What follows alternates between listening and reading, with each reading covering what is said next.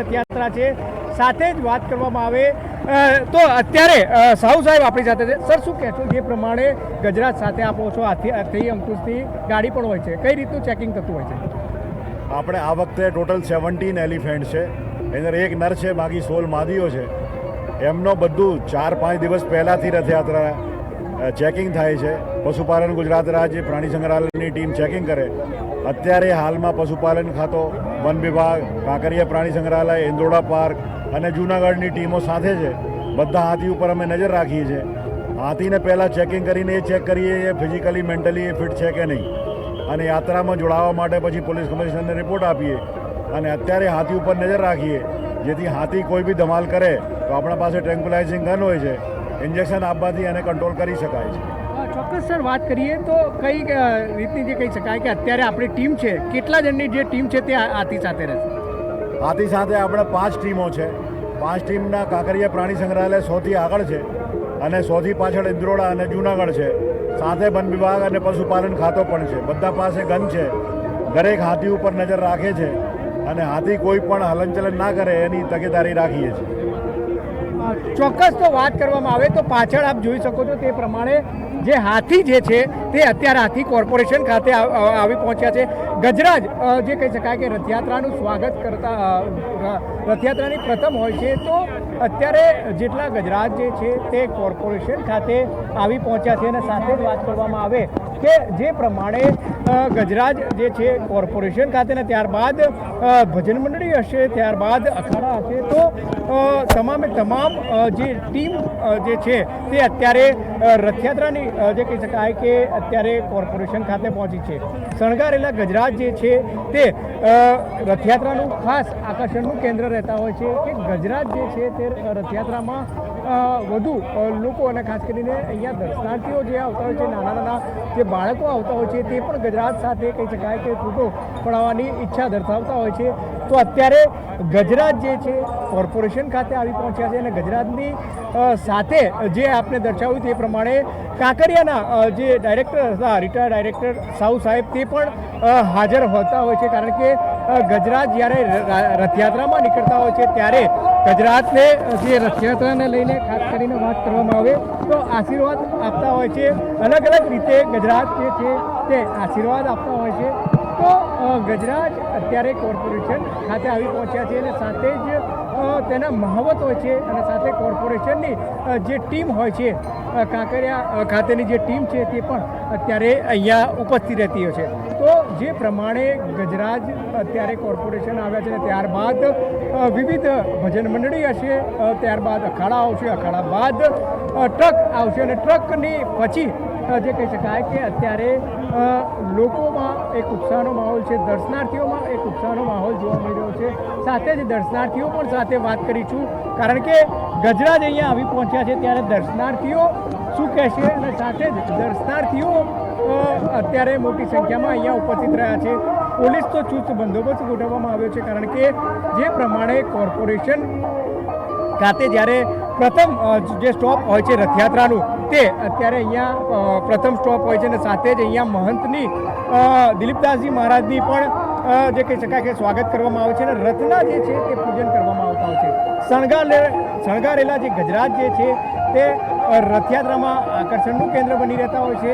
આપે જે પ્રમાણે જોયું તે પ્રમાણે સાહુ સાહેબે પણ કહ્યું તે પ્રમાણે જે પ્રમાણે ગજરાજ જે છે તે ગજરાજને જે પહેલાં ચેકિંગ કરવામાં આવે છે અને ત્યારબાદ તેને રથયાત્રામાં જે છે તે રથયાત્રાના રૂટમાં મૂકવામાં આવતા હોય છે. તો અત્યારે તમામ જે ગજરાજ જે છે કોર્પોરેશન ખાતે આવી પહોંચે છે અને ત્યારબાદ જે ભજન મંડળી છે, અખાડા છે અને ત્યારબાદ સાંસ્કૃતિક ટ્રકની ઝાંકી જે છે તે જોવા મળશે. કેમેરામેન મેહુલ સોલંકી સાથે બ્રિજેશ દવે, અમદાવાદ.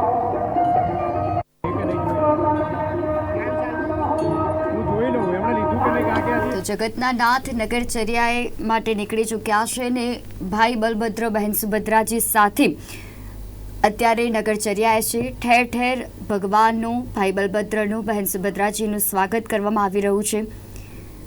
તો ભાવિ જે ભક્તો છે, ભાવિ ભક્તોનું ઘોડાપૂર અત્યારે ઉમટ્યું છે.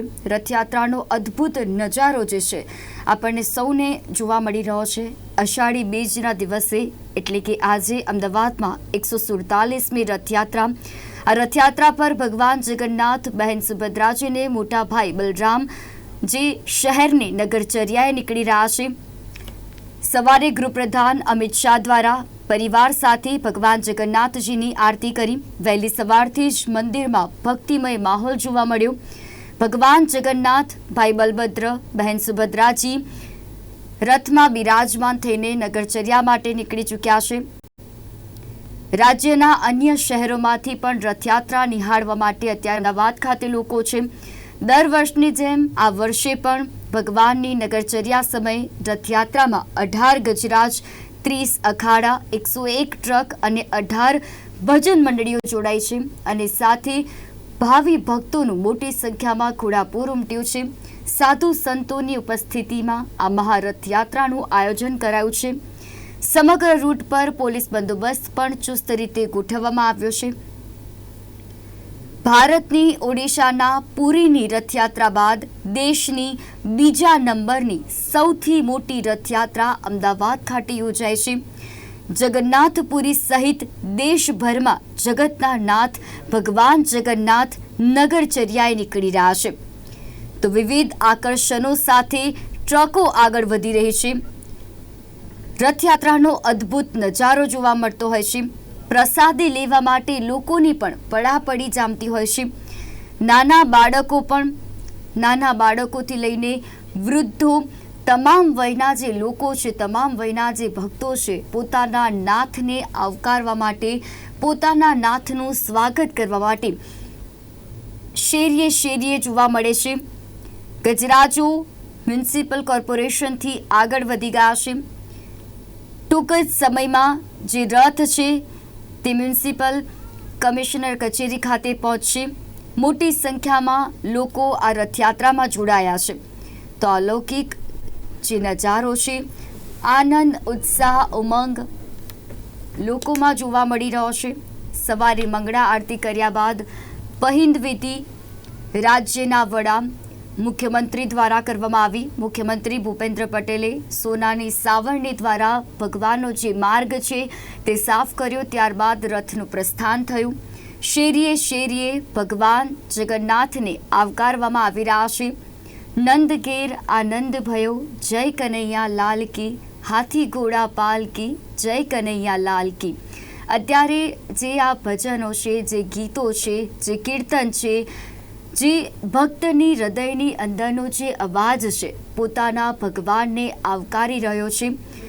પોતાના ભગવાનના દર્શન કરવા માટે ભક્તો પણ આતુરતાપૂર્વક રાહ જોઈ રહ્યા છે. જેમ જે ત્રણેય રથો છે આગળ વધી રહ્યા છે, લોકોનો ઉત્સાહ, આનંદ, ઉમંગ જોવા મળી રહ્યો છે. રથયાત્રાના દર્શન કરવા માટે અમદાવાદ ઉપરાંત ગુજરાતભરમાંથી ભક્તો આવે છે. હૈયું દબાય તે રીતે ભક્તોનું ઘોડાપૂર જોવા મળે છે. નગરચર્યાએ નીકળેલા જગન્નાથજીનું ભક્તો દ્વારા ભવ્ય સ્વાગત કરાય છે. અમદાવાદ શહેર ભગવાન જગન્નાથજીનું ભવ્ય સ્વાગત કરે છે અને ભગવાનના ઓવારણા લેવામાં આવે છે. ભગવાન સામે ચાલીને જ્યારે તેમના વિસ્તારમાં, તેમના ગલીએમાં, તેમના શેરીએ આવતા હોય તો પછી પૂછવું જ શું. જે રીતે જગતનો તાજ પોતાના ભાઈ બલરામ, બહેન સુભદ્રાજી સાથે આવે ત્યારે ભક્તોમાં પણ આનંદ, ઉત્સાહ જોવા મળે છે.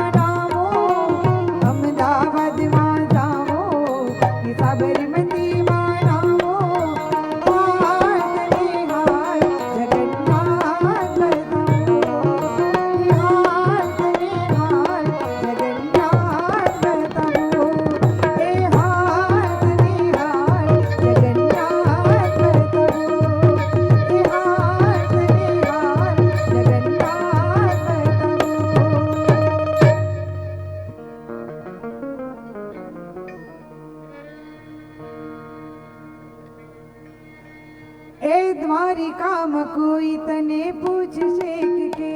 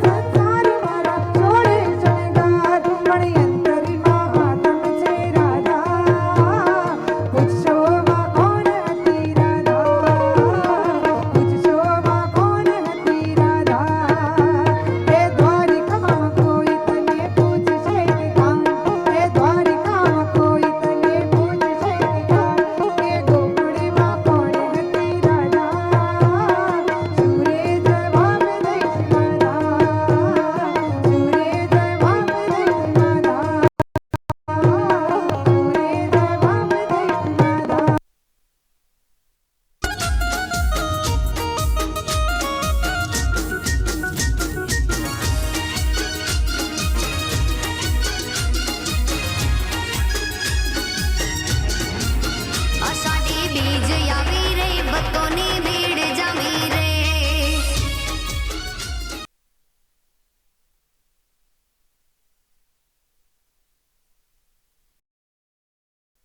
કાનને મનાવો કોઈ મથુરામાં જાવો, કાનને મનાવો કોઈ મથુરામાં જાવો, ઉદ્ધવજી કાનને મનાવો, કાનને મનાવો, કાનને મનાવો, કાનને મનાવો.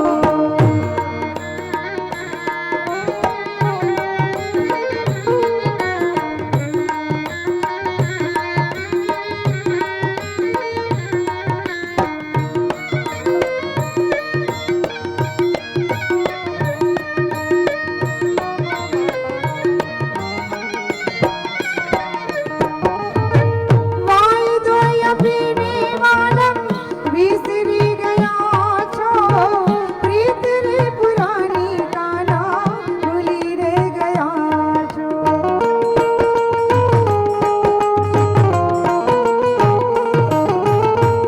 વાયદોય પીને વાલમ વિસરી ગયા છો, પ્રીત રે પુરાની કાના ભૂલી રે ગયા છો. ખૂબી જાના રૂપમાં મોહી ગયો માવો, ખૂબી જાના રૂપમાં મોહી ગયો માવો, ઉદ્ધવજી કાનને મનાવો, કાનને મનાવો, કાનને મનાવો, કાનને મનાવો.